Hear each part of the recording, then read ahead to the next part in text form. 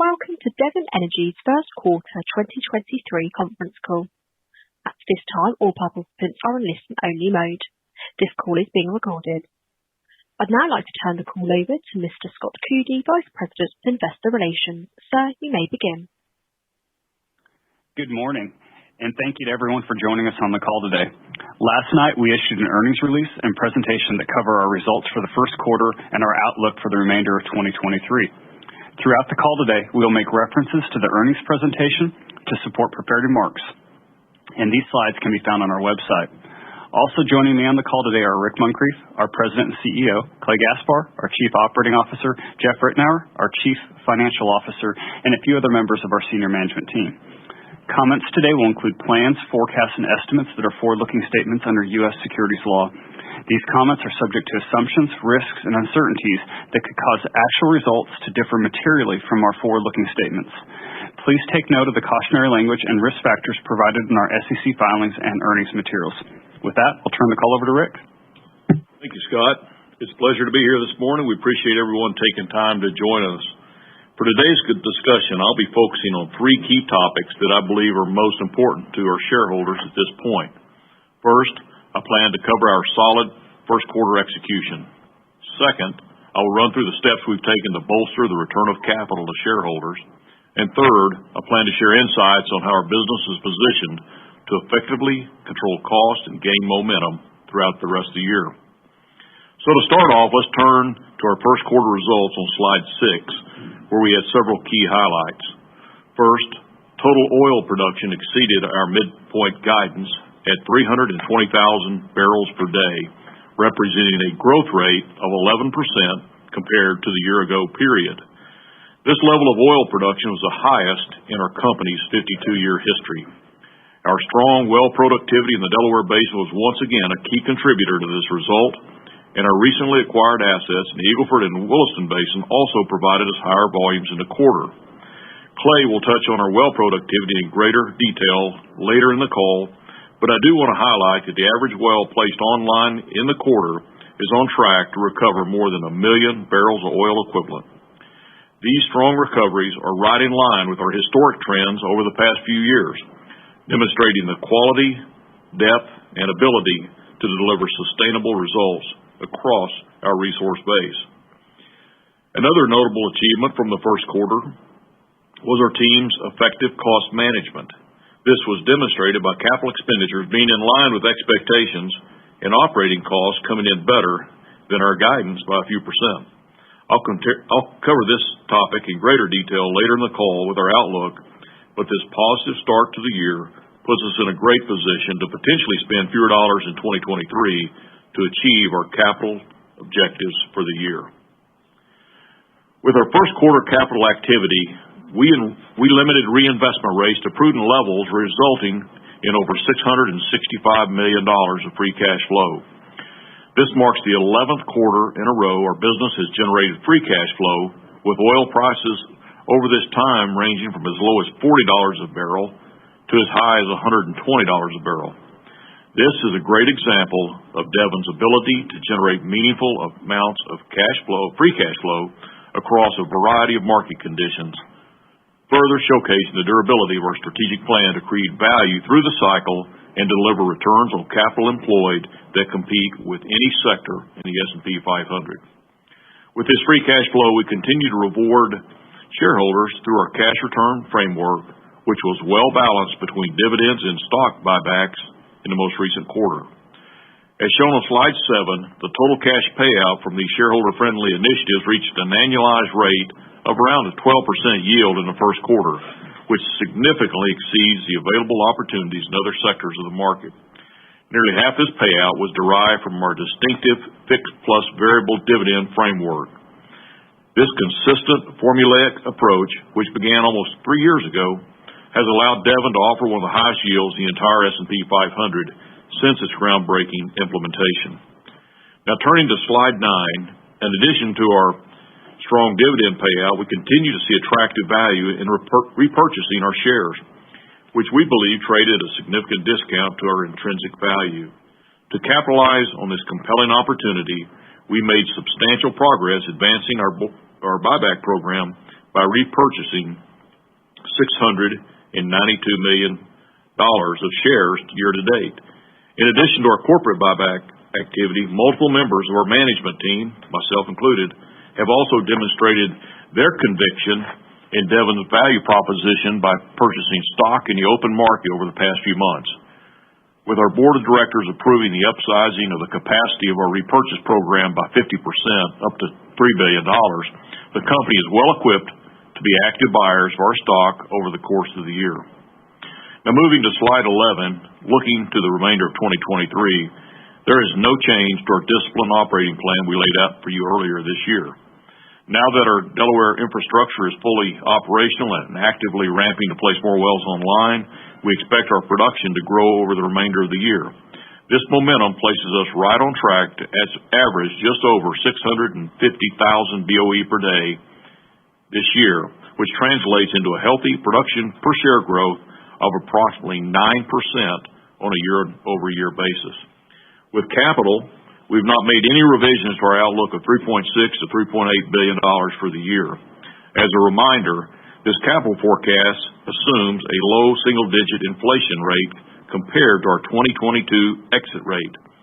However, in the first quarter, we did experience service price stability for the first time in many quarters, and we began to see signs of increased availability of goods and services due to an overall slowdown in industry activity.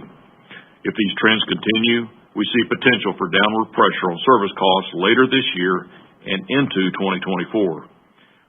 With much of our contract book shifting towards shorter duration agreements, we're now well positioned to work with our service partners for better terms as more frequent contract refreshment occurs over the next several quarters. Lastly, on slide 12, I believe this chart does a good job of summarizing the competitiveness of our outlook in 2023. With the plan we've laid out, we continue to possess one of the most capital-efficient programs in the entire industry that is self-funded at a $40 WTI oil price. With this disciplined plan, Devon is well positioned to continue to generate significant free cash flow and execute all aspects of our cash return model, making 2023 another successful year for us. Now with that, I will now turn the call over to Clay to cover our operational highlights. Clay? Thank you, Rick, and good morning, everyone. As Rick touched on earlier, our team did a great job of meeting the first quarter operational targets through solid well productivity, effective cost management, and the steady progression of upcoming development projects that will benefit us over the coming quarters. Remember, we're focused not just on delivering the numbers for this quarter and year, but also de-risking opportunities for the coming years and also investing in R&D that will create value throughout the coming decade. We're making great progress on all three fronts. This positive start to the year put us in great position to continue to build momentum throughout the course of the year and achieve our corporate objectives for 2023. A significant contributor to the success in this quarter was our franchise asset in the Delaware Basin. As you can see on slide 15, roughly 60% of our capital was deployed to this prolific basin, allowing us to run a consistent program of 16 rigs and 4 frac crews in the quarter. With this level of drilling and completion activity, we brought online 42 new wells in the quarter, with the majority of this activity targeting high impact intervals in the Upper Wolfcamp. This focused development program resulted in another quarter of volume growth year over year, with oil representing 51% of the product mix. While we had great productivity across our acreage position, our performance during the quarter was headlined by our Exotic Cat Raider project. This 6-well pad, located in Lee County, New Mexico, targeted a highly productive area with 3-mile laterals in the Upper Wolfcamp.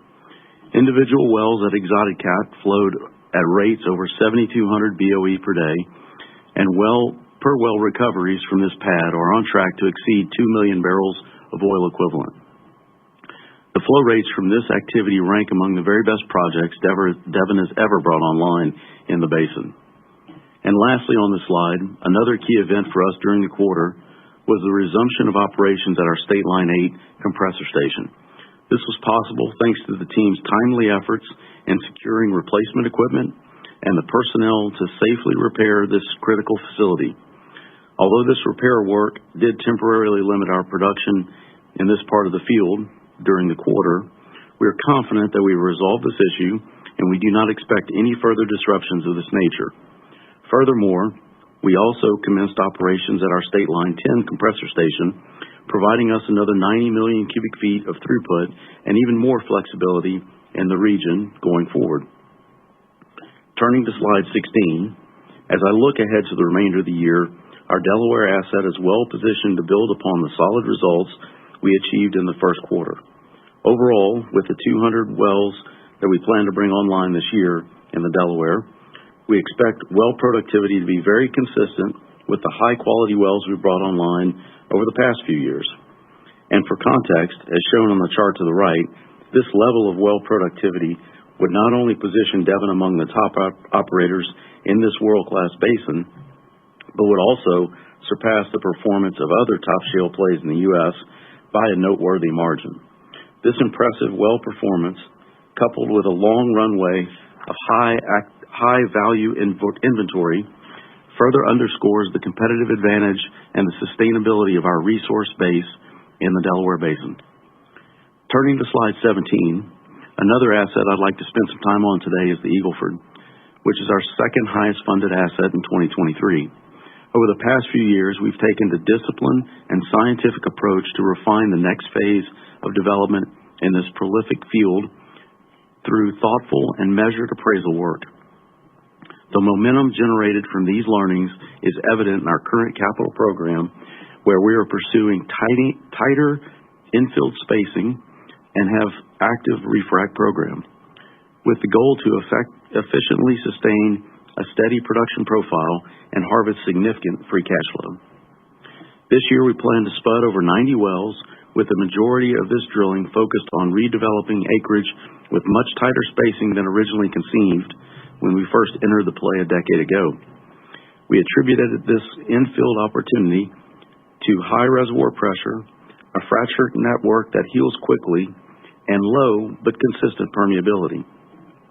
This unique combination allows us to pursue significantly tighter spacing with redevelopment activity targeting 16 to 20 wells per unit across multiple landing zones in the Eagle Ford. In addition to the benefit of oil-weighted recoveries that are projected to exceed 500,000 barrels per well, our ability to leverage this existing infrastructure in the play also bolsters the returns.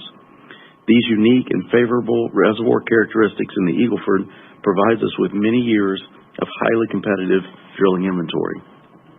The team has also made steady progress on our refrac program in the Eagle Ford, achieving consistent, successful, and in restimulating the productivity of older wells. To date, we have roughly 30 refracs online that have successfully accessed untapped resource, resulting in an immediate uplift to the well productivity that has expanded per well reserves by more than 50%. In 2023, we plan to execute around 10 refracs, and we've identified several hundred high-return candidates across the field to pursue in the future. While we have made significant progress on improving recoveries through infill spacing and refracs, we believe there's still meaningful resource upside in this play. A catalyst to help us accelerate our learnings in this area is our Skyby pilot in DeWitt County, which is supported by a grant from the U.S. Department of Energy. The objective of this grant is to fund a field study and create an underground laboratory to improve the effectiveness of shale recoveries by testing new monitoring techniques for both initial stimulation and production, as well as collecting critical data to enhance recoveries via refracking and EOR. While we're still in the early stages of gathering and interpreting the data from this project, we have already incorporated learnings into our day-to-day operations. These learnings will enable us to optimize recovery of resource, and not only in the Eagle Ford, but across our broader footprint in the U.S. I expect to have more positive updates on this topic in the future. And finally, on slide 18, I'm also excited to talk about the positive results we're seeing delivered on other key assets across our portfolio. As you can see on the graphic to the right, over the past year, we've done some good work to to opportunistically build up operating scale in these areas and increase the production by 9%. The main factors that drove this growth were our Dow JV partnership, which helped us regain operational momentum in the Anadarko Basin, the Rimrock acquisition in the Williston, and the quality assessment work we've done in the Niobrara oil play in the Powder River Basin. That has helped us build for the future. In addition to solid production growth, this diversified group of assets is on pace to generate a meaningful tranche of cash flow that we can deploy to other key strategic priorities, such as the return of capital to shareholders. I appreciate the team's hard work and the effort that goes into delivering near-term free cash flow and also de-risking valuable future inventory. With that, I'll turn the call over to Jeff for a financial review. Jeff? Thanks, Clay. I'll spend my time today covering the key drivers of our first quarter financial results, and I'll also provide some insights into our outlook for the rest of the year. Beginning with production, our total volumes in the first quarter averaged 641,000 BOE per day. This performance exceeded the midpoint of our guidance for the quarter due to better than forecasted well performance across our asset portfolio. Looking ahead, our second quarter completion activity is weighted towards the back half of the period. As a result, we expect volumes to be relatively flat in the second quarter as compared to the first. However, given the cadence of activity, we do expect to build momentum throughout the second quarter, setting up the third quarter to be the highest production quarter for the year. On the capital front, we invested $988 million in the first quarter, which was in line with expectations. Looking ahead to the second quarter, we expect capital spending to remain essentially flat versus the prior period. As a reminder, we do expect to spend more capital in the first half of the year given the timing of completions in the Delaware Basin. This higher level investment in the first half of 2023 sets up Devon for a stronger production profile in the second half of the year. Moving to expenses, we did a good job controlling costs in the quarter with several of our expense categories coming in better than forecast. Looking ahead, as Rick touched on earlier, we're seeing cost pressures plateauing across our business, and with a solid start to the year, we feel very comfortable with our full year guidance ranges for operating cost and corporate expense. Jumping to income tax, after adjusting for non-recurring items, cash taxes were 11% during the first quarter. This better than expected result was driven by a R&D tax credit that was taken in the quarter. Looking ahead, we expect our cash tax rate to step up to around 15% for the remainder of the year. Cutting to the bottom line, Devon's core earnings totaled $952 million or $1.46 per share. This level of earnings translated into operating cash flow of $1.7 billion. After funding our disciplined maintenance capital program, we generated $665 million of free cash flow in the quarter. With this free cash flow, our top priority was to accelerate the return of capital to shareholders. As we communicated in the past, the first call on our excess cash is the funding of our fixed plus variable dividend. Based on our strong first quarter financial performance, we declared a dividend of 72 cents per share. This distribution will be paid at the end of June and once again includes an 11 cents per share benefit from the divestiture contingency payments received earlier in the quarter. Another highlight for the quarter was the continued execution of our ongoing share repurchase program. We remain confident in the intrinsic value of our equity as evidenced by the repurchase of $692 million of our stock so far in 2023. With the board expanding our share repurchase program to $3 billion, which is equivalent to 9% of our outstanding share count, we have plenty of runway to compound per share growth as we work our way through the year. Moving to the balance sheet, we exited the quarter with $3.9 billion of liquidity, consisting of $887 million of cash on hand and $3 billion of undrawn capacity on our unsecured credit facility. With this strong liquidity, Devon exited the quarter with a low net to debt EBITDA ratio of 0.6 times, well below our mid-cycle leverage target of 1 times or less.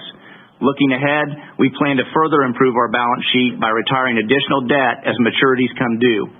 Our next debt maturity comes due in August of this year, totaling $242 million. We'll have additional opportunities to pare down our debt with maturities coming due in 2024 and 2025 as well. As I look ahead, I'm confident that our financial framework provides us the necessary flexibility to effectively manage through the unpredictable fluctuations of commodity prices while optimizing value creation for our shareholders. With a business plan designed to generate substantial amounts of free cash flow, we'll look to grow our fixed dividend over time, pay out as much as 50% of our excess cash flow via a variable dividend, opportunistically buy back shares, and take additional steps to improve our financial strength. Furthermore, we possess the flexibility within this framework to lean in to any one of these options to maximize results for shareholders. We believe this balanced and transparent approach is differentiated versus peers. With that, I'll now turn the call back to Rick for some closing comments. Thank you, Jeff. Great job. I'd like to close today by reiterating a few key messages. Number one, our team did a superb job of meeting the operational targets we set out for ourselves in the first quarter through solid well productivity and effective cost management. Number two, our disciplined execution resulted in another strong financial performance for the company. This is evidenced by the attractive per share growth we're delivering, substantial cash returns realized by investors, and the high returns seen on invested capital. Number three, with a solid start to the year, we're now on track to achieve all of our capital objectives in 2023. Inflation is showing signs of plateauing, and our business is well positioned to build momentum and generate substantial free cash flow as we progress through the year. Number four, and lastly, we have the resource depth, execution capabilities, financial strength, and disciplined business model to continue to deliver sustainable results through the cycle. We're a premier energy company and are also perfectly positioned to benefit from this multi-year upcycle. And with that, I'll now turn the call back over to Scott for Q&A. Thanks, Rick. We'll now open the call to Q&A. Please limit yourself to one question and a follow-up. This allows us to get to more of your questions on the call today. With that, operator, we'll take our first question. Thank you. Our first question comes from Neil Mehta from Goldman Sachs. Neil, please go ahead. Yeah, thank you so much, and appreciate the time. Rick, you alluded in your comments that you might be tracking towards the lower end of the guide as it relates to CapEx and cost. Can you talk about that, and is that a function of any early signs of service cost deflation as well? Well, Neil, I think we're watching a lot of things. We have seen a softening in the market, but I think as we've laid out in our guidance, there's really no change. We'll see how it plays out through the year. But as I alluded to, and then Clay had in his prepared remarks, we are seeing some softening, and we'll just see on how that plays out. But I'd assume right now, no change. And then the follow-up is just around the Q2 guide, obviously strong Q1 results. Q2 oil guide was a little bit below consensus. Is that just timing of completion and activity, and just anything you can say around the cadence of volumes over the course of the year? Yeah, it is strictly timing. I'll have Clay weigh in on some more color, Neil. Yeah, Neil, just think of our band as we try and pursue flat production is somewhere in that 320, maybe 330 range, or excuse me, 320 to 330, excuse me. That band in there. And I think the second quarter is going to be on the low end as we expect that third quarter to be on the high end of that range. But no, our original guide, that's still very much intact and feel good about it. As you start really dialing in, I mean, the plus or minus 1% of our numbers, it's definitely affected by timing. You bring that big pad on early in the quarter, later in the quarter. We've got some other things going. We're a little front end loaded on the capital with that fourth frac crew, so you'll see that kind of peel off. That affects kind of the very tail end of the year. But we'll see the biggest quarter of the year in the third quarter. Makes a lot of sense. Thanks, guys. Thanks, Neil. Thank you. Our next question comes from Arun Jayaram from JP Morgan. Arun, please go ahead. Yeah, good morning. Clay, maybe for you, I was wondering if you could provide some thoughts on the integration of the Rimrock and Valitas assets we've seen production maybe down a little bit since on a pro forma basis versus when you announced the deals, but wondering if you could talk about how those assets are performing relative to your expectations. Sure, Arun. Good question. I appreciate it, and I'll pan out just a little bit because we did, Rimrock and Validus kind of back to back. I would say from an integration standpoint, they've both gone exceptionally well. We certainly learned some things on Rimrock. We immediately applied to Validus and always looking to continue to get better. Specifically on the Validus side, we're certainly learning things I've alluded to in some of my remarks, additional upside that we didn't even contemplate in that acquisition. On the Rimrock side, the Williston, really the northern U.S., has been plagued by some pretty cold weather. That has not, we've definitely been affected by that. And then digging out from that, everyone's reaching for those workover rigs, kind of all reaching for the same equipment. So there's a little bit of a backlog associated with that. And then honestly, we've seen a little bit of more offset frac activity that we've shut wells in for. So that impacts things. But, one of the things we're learning about the late innings in Williston is some of these wells that have kind of complicated depletion metrics to them. So you might have had a cross-cut well that has a lower, a little bit more depletion in part of that lateral. That's causing us some interesting things around how do we clean these wells out? How do we provide the right artificial lift? We've made some really good strides there. Really excited about the latest group of wells that are coming online. But I think all three of those factors have caused us to probably underperform a little bit in the second quarter relative to expectations. First and second quarter, but I see that already in the second quarter things are starting to pick up, and I'm really excited about that asset and it continuing to be such a critical piece of Devon's portfolio. Great. And my follow-up, Clay, sounds like the team is working on some R&D efforts to unlock inventory. So I was wondering if you could maybe detail what exactly you're testing and perhaps some opportunities to grow your inventory base. Yeah, there's a lot of it going around the company, and a lot of stuff that it's pretty early innings. We're not talking a whole lot just yet, but one that we are talking about is in South Texas. This Skyby project in particular, Department of Energy funded, something that we've shared pretty broadly with the industry in a number of forums. And the real wins so far have been from completion design, refracking, and then the earliest knowledge we're getting around some EOR, some enhanced oil recovery. So that's all very exciting. I can tell you we've already put some of that information to work. The refracking activity is very encouraging. Some of that is pretty unique to the Eagle Ford. Talked about some of the reservoir characteristics there.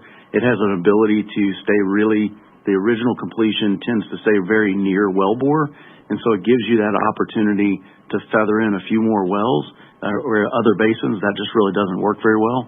And then the restim, figuring out the techniques, how to go about this, how to prosecute this, and we've seen tremendous upside. So all of that is great inventory, and most of it, to be honest, is upside from what we underwrote with the Validus acquisition. Thank you. Thank you. Our next question comes from Neal Dingmann from Truist. Neal, please go ahead. Morning, guys. Thanks for the time. My first question is just on shareholder returns specifically. Rick, you were one of the guys. Just are there certain levels where you'd continue to materially lean into the buybacks based on your assume sort of mid-cycle prices, and then if you continue to have some nice divestitures like you had, would those continue to go to incremental variable divs? Yeah, Neal, this is Jeff. Yeah, thanks for the question. What you're going to see from us is more of the same on the model, and you described it well, which was certainly to the extent where we see opportunities to buy back our shares, when we see that valuation dislocate, if you will, from our view of the intrinsic value, which certainly happened in the first quarter. Post our February call, we saw the stock trade on a relative basis to the peers in a negative way, and we jumped in with both feet and bought back shares in a big way. We think that's the beauty and the balance of the flexibility of our model, which is it provides us the cash and the wherewithal to go take advantage of those opportunities. So moving forward, that's absolutely our expectation. If we see the the stock trade-off relative to the group, or dislocate from our view of intrinsic value over the longer term, you should expect for us to lean in on the share repurchase program. All the while, our first priority is to sustain and grow the fixed dividend, which we plan to continue to do, and then feather in the variable dividend, the up to 50% of our free cash flow in any given quarter is going to go to the variable dividend. So that flexibility and balance that we have in the model, we think has served us really well over the last 3 years, and you should expect that to continue going forward. Yeah, it's great y'all are stepping into that. And then secondly, my question, probably Clay for you or Rick, just on the Delaware infrastructure. Because Rick, it sounded like you were confident you all have the needed infrastructure now in place to handle the growth the remainder of the year. I'm just wondering if you all could talk about now maybe what the build-outs look like, or what type of growth that infrastructure now can handle in the coming quarters. It looks like, sounds like it's where you want it to be. Yeah, I think so, Neil. I mean, we've as I mentioned, Clay drove home the point. We're really confident in our infrastructure, actually the recovery, and from some downtime, and more importantly, we are staying ahead of it.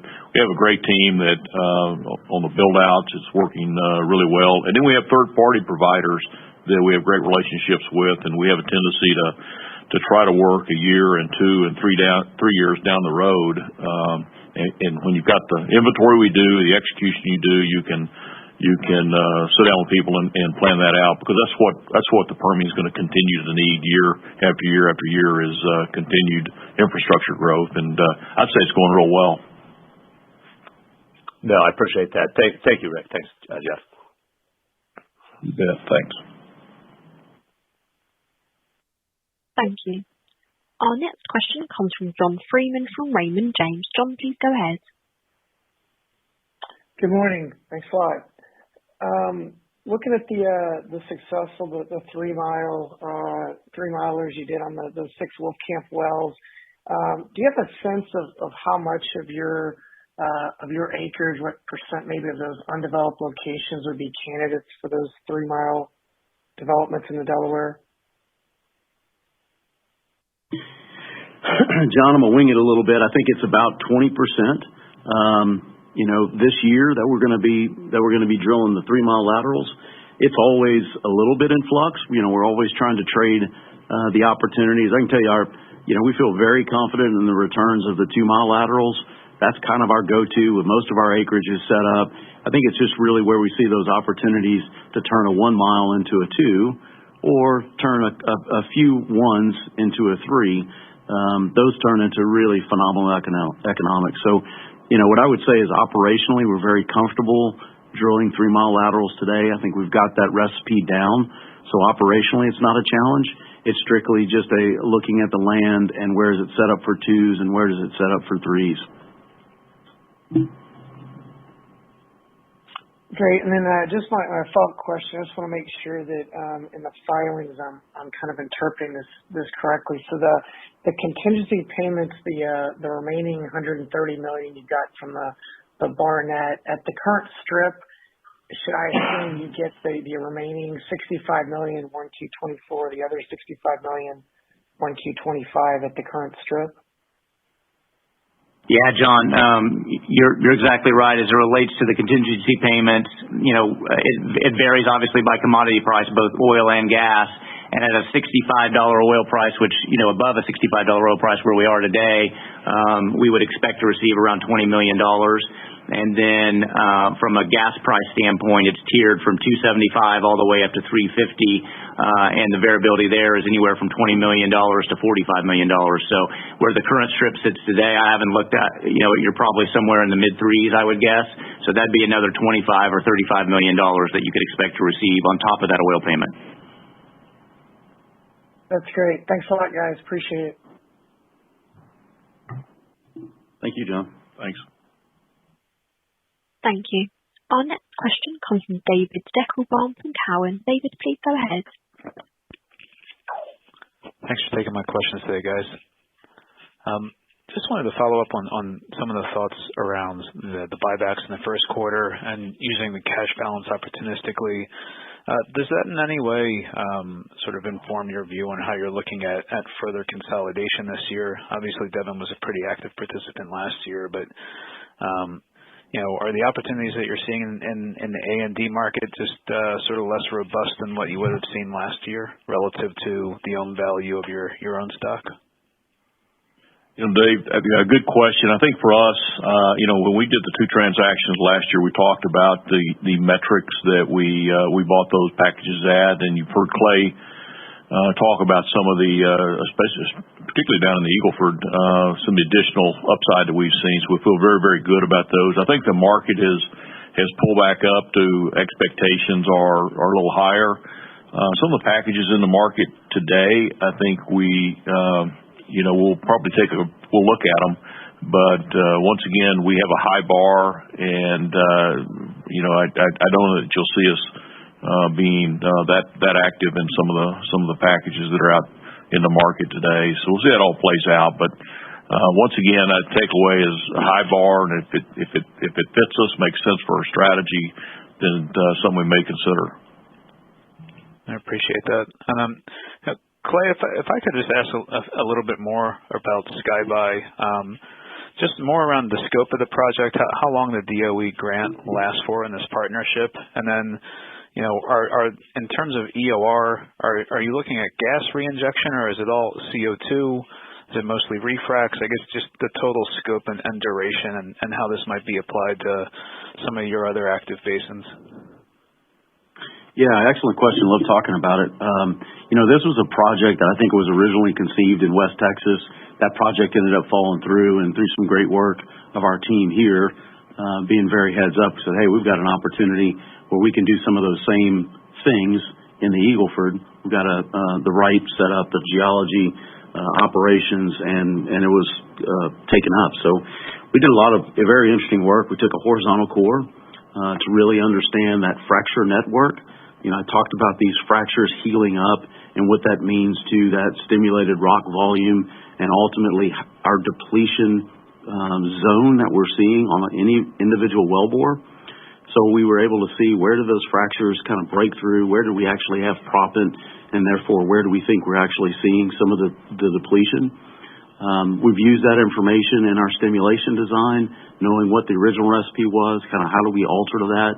And then as we go back into these refracs, as you can imagine, it's a mechanical, complicated activity. You have to go in and run a liner, and then ultimately you're trying to stimulate new rock.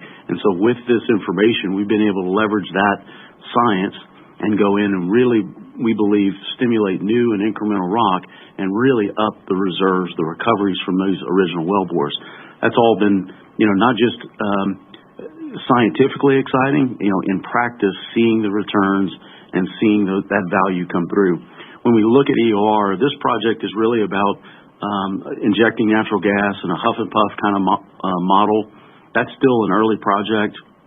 Understanding how that works. We have a lot of monitoring subsurface from gauges to fiber optics and really watching for what are we influencing from that injection and how ultimately we're recovering more rock. So there's a lot of good information out there. The team's done a phenomenal job at presenting at various technical conferences. So if you're interested, there's lots of great intel out there to dig further into. Thanks, Clay. Thanks for the time, guys. Thank you, Dave. Thank you. Our next question comes from Matthew Portillo from TPH. Matthew, please go ahead. Good morning, all. Well, Matt. Just to start out, as we look across the portfolio, it's nice to have a diversified asset.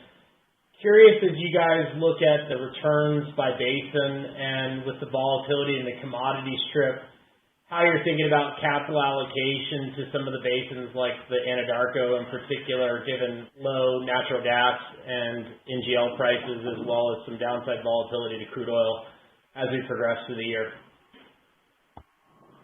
Hey, Matt, this is Clay. Great question. In the last 12 months, we've kind of tested every flavor of commodity price: high oil price, low oil price, high relative gas price. We've 10 to 1. It was 80 and 8 at one point.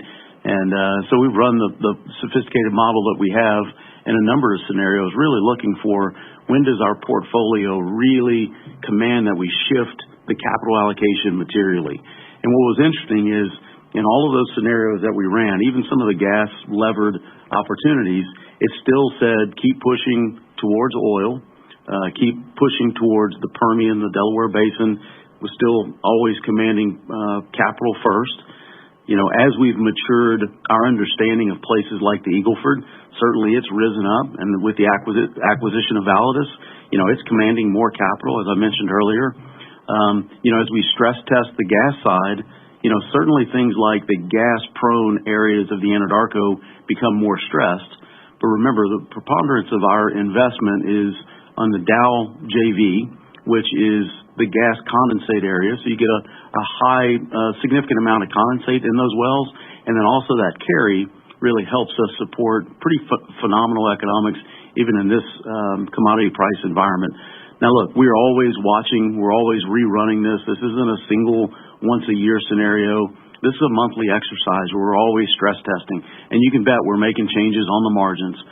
We will pull a few wells out of the system for this year, replace a few as opportunities come our way. Maybe it's a trade that just came to us or a new opportunity that the team has discovered.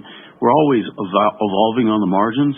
What I can tell you is our program is very consistent and very robust, certainly even in today's commodity price and service cost, because we believe the service cost is still decoupled from today's commodity price. Great. And then, Clay, maybe as a follow-up for one of the longer-dated resource basins in your portfolio, just curious your updated thoughts on the Powder. I know it's not overly active this year, but y'all continue to progress the Niobrara in particular. Kind of curious how you've seen results so far and how maybe the costs are stacking up there as well. Matt, great question. I love talking about the Powder because it is kind of behind the scenes. It is something that I'm really, really proud of the work that the team's done. On the front end of the challenge is de-risking the productivity, making sure that when we drill a well, wherever we are in the basin, that we have a good understanding of what it can deliver.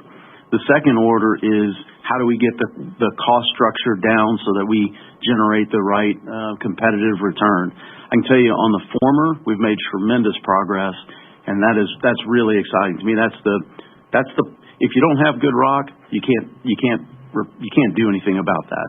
We've got good rock. We've been able to improve the productivity, prove that up time and time again. On the well cost, to me, that surface considerations that we can always improve on. Have a tremendous confidence in the team to be able to drive those costs down in time. And so that is something we're now working on to ultimately get to a place of more competitive and sustainable returns. But we've got a ton of inventory there. It is very oil prone, and that will certainly have its day in the sun in the coming years. So really great progress from the team there. Thank you. Thank you, sir. Thank you. Our next question comes from Scott Hanold from RBC. Scott, please go ahead. Yeah, thanks. Hey, Jeff, I was just kind of curious. When you step back and look at the balance sheet, I mean, you got about $800, $900 million of cash.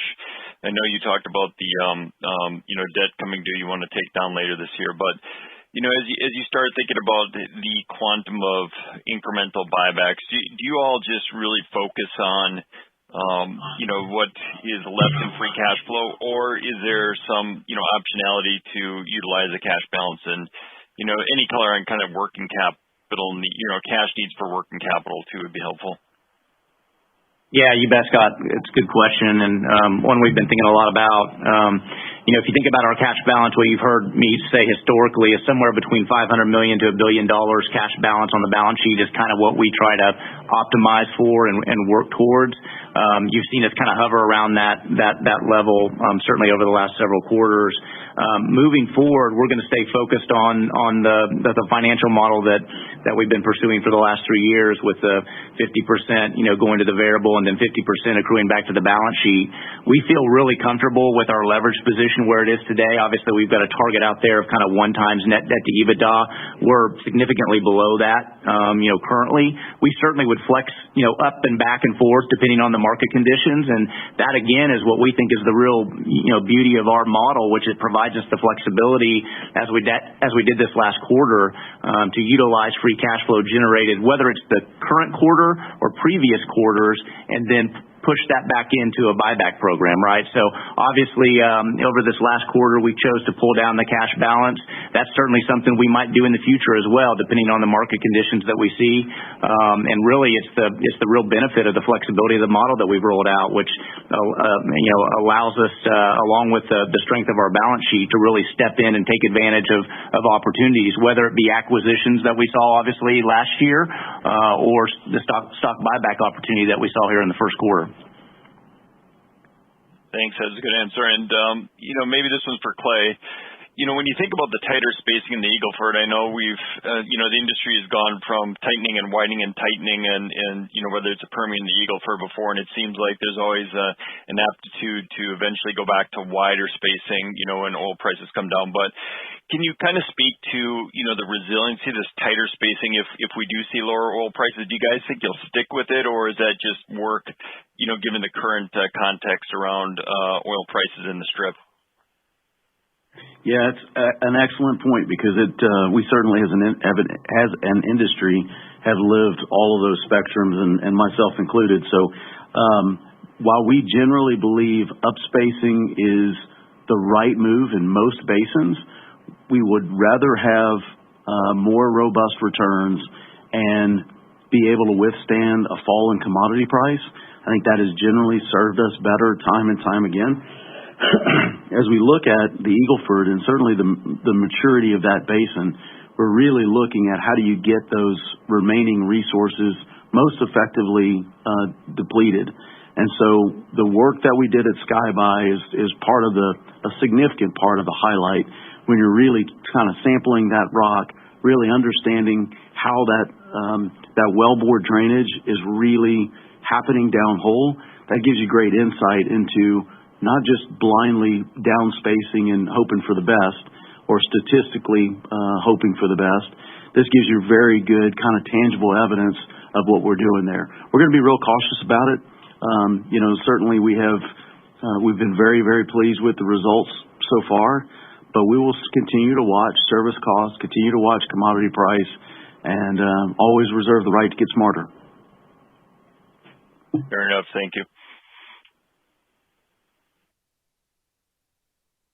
Thank you. Our next question comes from Doug Legate from Bank of America. Doug, please go ahead. Well, thanks. Good morning, everyone. Thanks for taking my questions. Rick, it's not so long. Good morning. It's not so long ago that Devon was not only the best performing stock in the sector over an extended period, but the best performing stock in the S&P 500. I think it was most of 2021, if I recollect.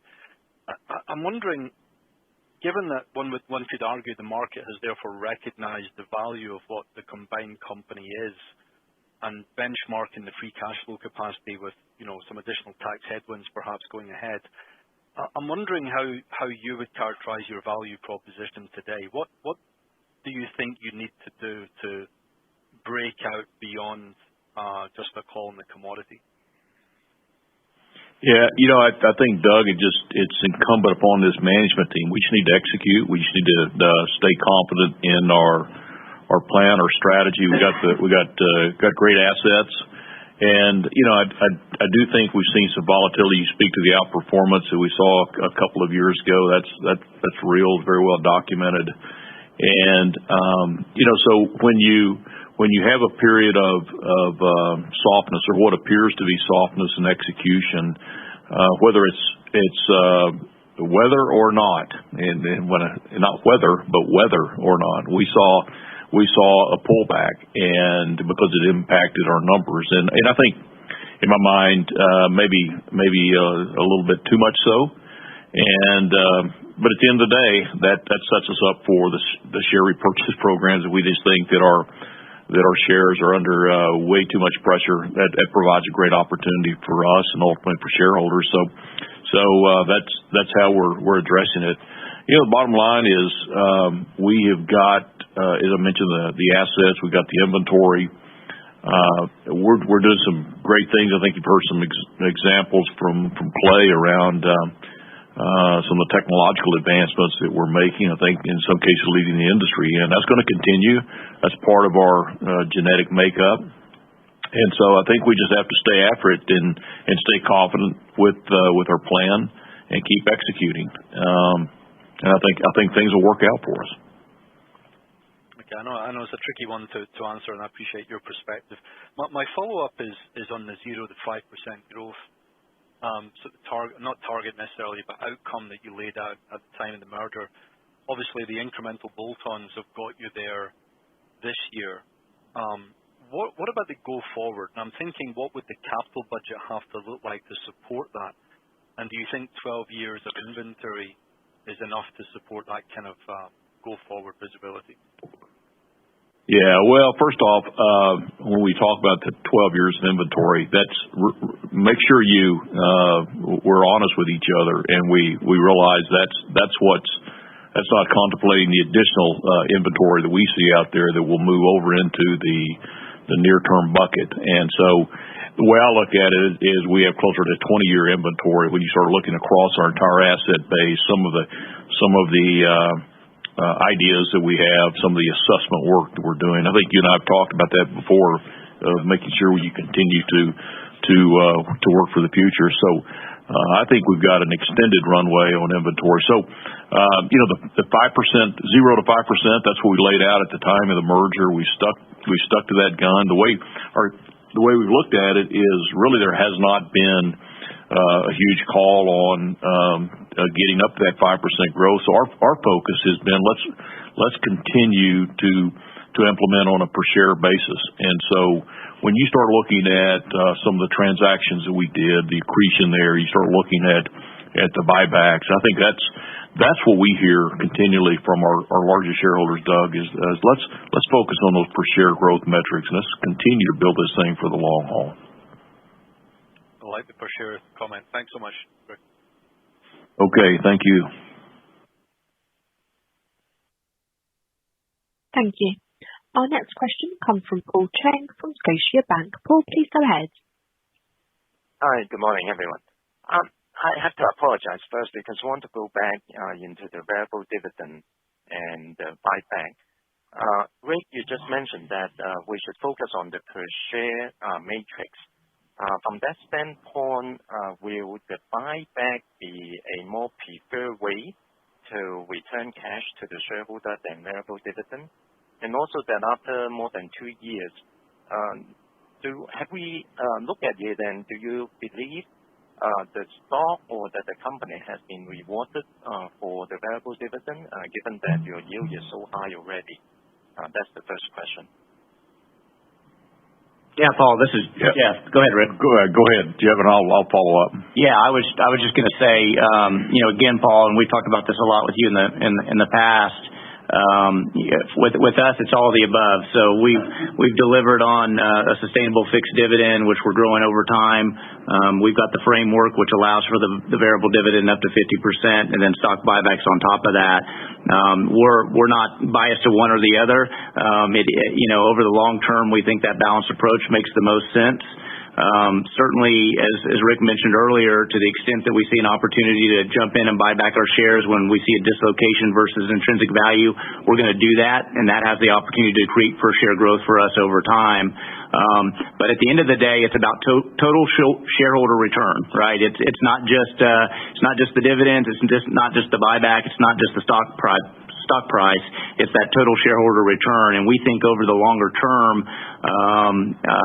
this model and this balanced approach will deliver the best results. And I'll point out, over the last 2 years, we're the number one company as it relates to total shareholder return, and that includes the last several quarters. So we feel pretty confident in our game plan. We're going to keep our head down and execute and deliver on that game plan. And we think when we wake up many years from now, we will have delivered a great result for shareholders.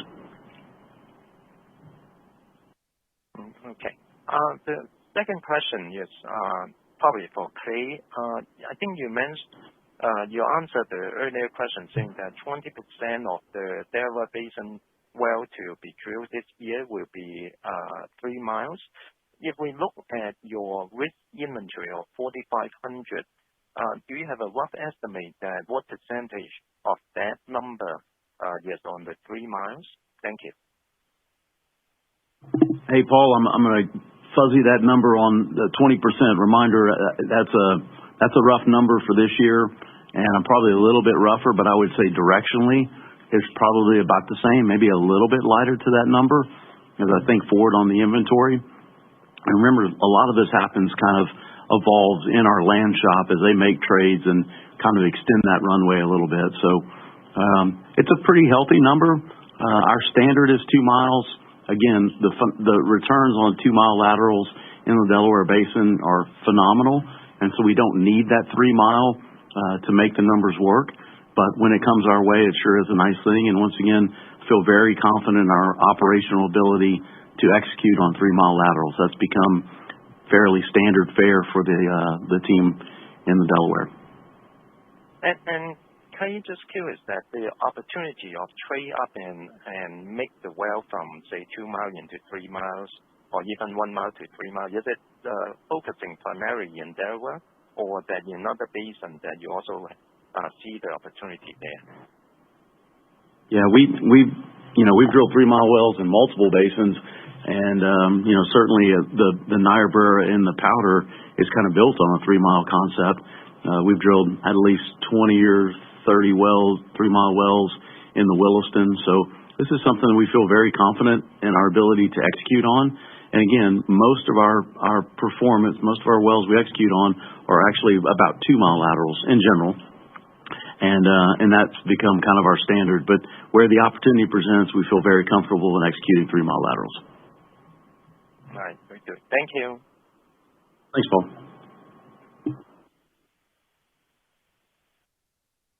Thank you. Our next question comes from Roger Reed from Wells Fargo. Roger, please go ahead. Yeah, thanks. Good morning. I'd like to come back to a couple of maybe the more operational questions. Your comments earlier about what you're seeing inflation, maybe get an idea of how some of the, let's call it disinflation, maybe at this point would flow through, where you're seeing it, where we should expect to see maybe the bigger benefits. Yeah, Roger, this is Clay. The last couple of last couple of earnings calls, I've talked more about the tone of the conversation. I think that's your best, in my view, best leading indicator of where prices are gone. And it's gone from a very aggressive, you will take our prices or you're not going to get our equipment, circa 2 or 3 quarters ago, to something a little more along the lines of, hey, we love you guys, you're our favorite customer, we really want to work with you, but we're not conceding on price. I would say state of the art today is lots of inbound phone calls, lots of equipment available. They're really, really trying to hang on to pricing, but some areas are starting to slip. And so we're starting to see some deflation in a couple of categories. The headline, of course, is pipe. We're seeing that kind of materially start to move through in the second half of the year. And then, we're starting to see some smaller categories as well start to come down. Again, I'll remind you, for us in particular, we took our fourth quarter numbers, put about a single-digit inflation on top of that, and that's kind of how we planned for 23. I think we're still kind of in line with that. We still have contracts, 2 and 3 year-old contracts that are maturing this year that will be going up to offset some of the wins that we're seeing in the deflationary category. I would say state of the art today, things have leveled out. We're seeing a few wins in a couple of categories, but the availability is a material change. and our ability to high-grade equipment, high-grade crews has really continued to translate into better operations. In fact, moving the wells quicker through the drilling and completions phase. Okay, so we should expect not just a decline in cost, but you would expect also an improvement in productivity as you high grade across the board.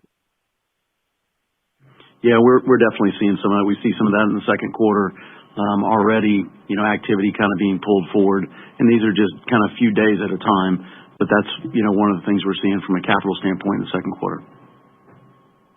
Okay, great. And then my follow-up question is on the refrac wells.